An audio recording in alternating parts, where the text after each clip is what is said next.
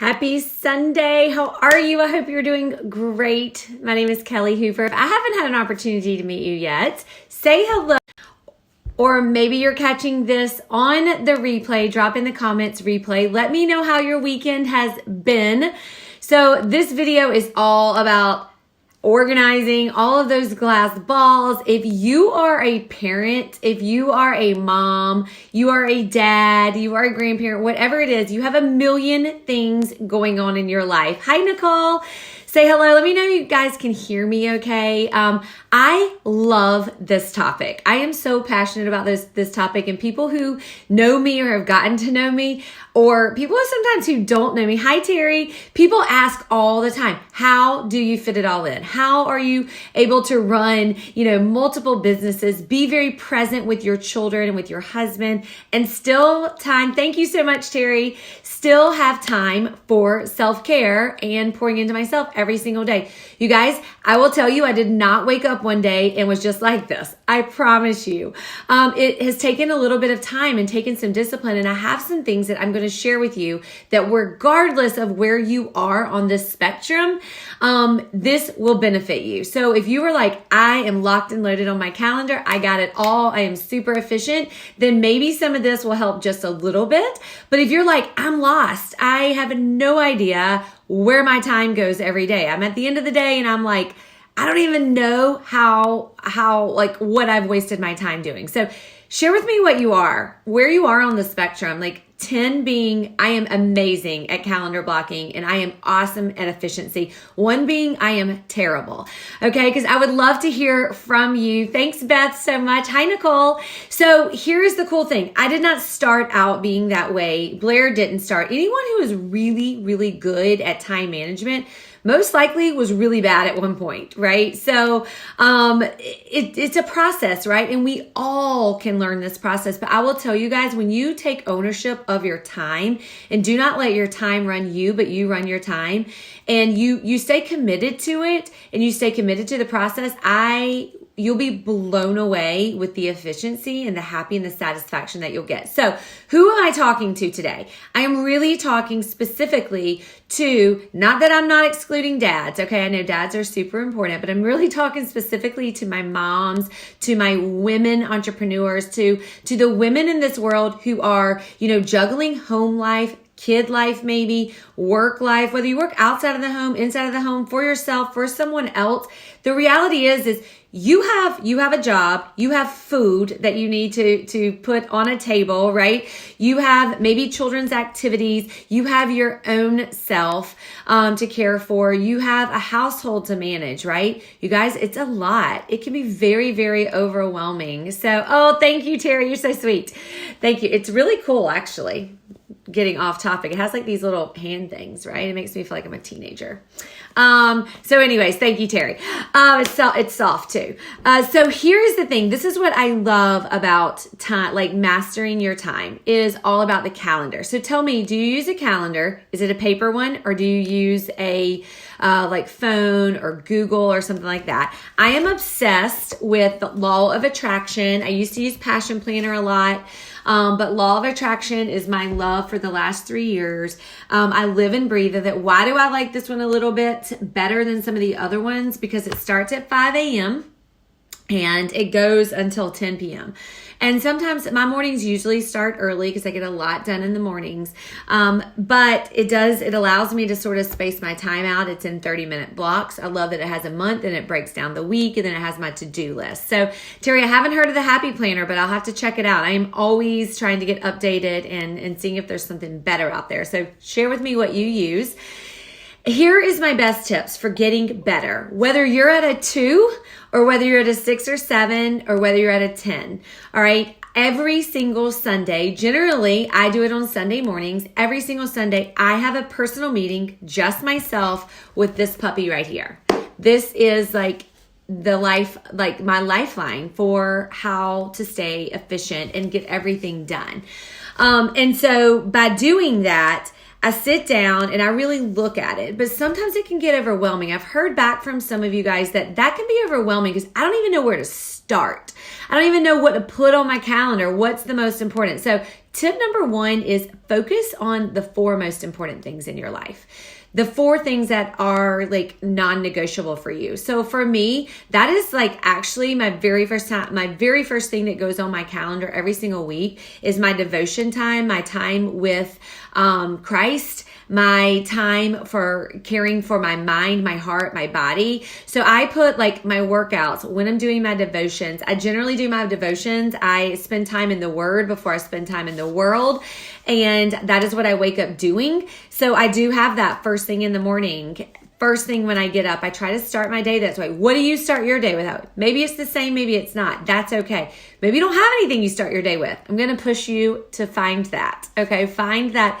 Even if it's 3 or 4 minutes, you guys, find that time of pouring into yourself and filling your bucket, because I promise you people, things, situations will be stealing from your bucket all day long. All day long. It doesn't matter what you do. All day long, things are coming out of your bucket. So you've got to make sure that you fill it, and you want to fill it first thing in the morning. Okay. So share with me what you do first thing in the morning. I want to know.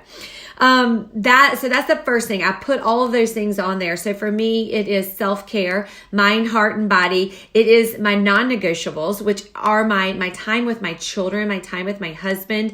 I have specific times every week that I spend one-on-one time with each family member. Both of my daughters and my husband, we have specific times.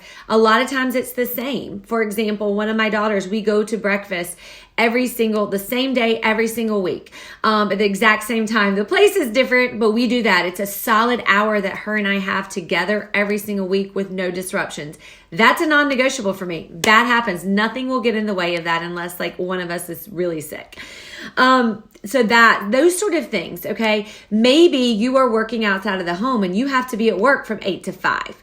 All right. So that is the absolute thing that needs to go on there. Your non-negotiables. All right. So focus on those 4 things that are really important. For me, it is my relationship with God, myself, and my self-care, making sure I fill my mind, my body, my spirit. It's my family, and it's my business.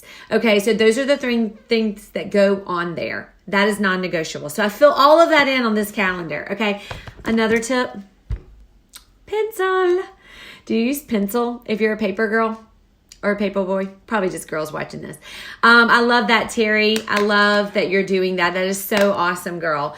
So I use a pencil. I write everything down. So all of my workouts are on there. I know exactly when I'm working out. I know exactly when I'm spending time with my husband. I know exactly when I'm spending time with my daughters.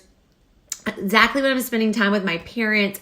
If I'm doing any sort of girls' nights, like I'm excited because I have a girls' night coming up this week and I have a night with my parents.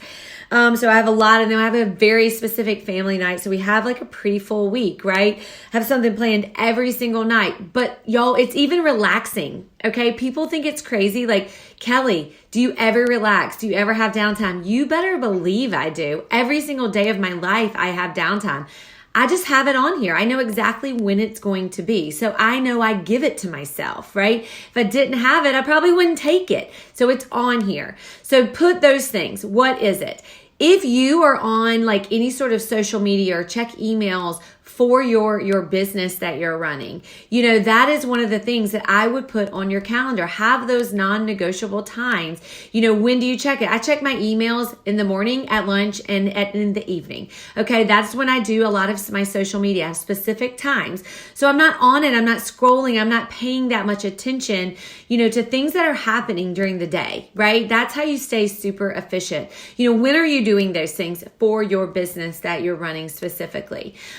Also, the next thing that you're going to want to put on your calendar is when you wake up and when you go to sleep, right? So, I'll have to check those out, Terry. Terry, will you send me the erasable pens? Will you send me a screenshot in my inbox? I would love to know what those are. Those sound beautiful and colorful and fun. So that is the other thing, is knowing what time I need to wake, what time I need to go to sleep. Sometimes my schedule's been a little bit different the last few months. Those of you who know me or have been following me, I have a little bit of some changing in my personal life. And so it's detoured my schedule, which means I'm working out at 5 a.m. as opposed to like 8 or 9, which I normally do. So I normally up those times, but I've had to alter some things, right? So I know that when I put that on my calendar, what time am I waking? What time am I going to bed? I know exactly how much sleep I need to get. And so if I need to wake up at 4:30 in the morning, I know what time I need to go to bed. Doesn't always happen. Sometimes I'm going to bed earlier certain nights to catch up or to trade off some, right? But that's how entrepreneur life is sometimes. So you guys, that is the thing. Have a meeting with your calendar. Plan it out. Plan your meals out. Prepare, because I promise you, when you have all these glass balls going on, whether it's Monday, whether it's Tuesday, it's Thursday, whatever day it is, you have the important things on your calendar. But here's the thing. You can do all well and good and plan it out, but you got to stick to it. So I flashed back to 4 years ago when I was really, truly diving in and holding myself accountable. What allowed me to follow through with it, right? Because it's one thing to put it on your calendar and to plan all these beautiful things. You can get beautifully color coded and all this.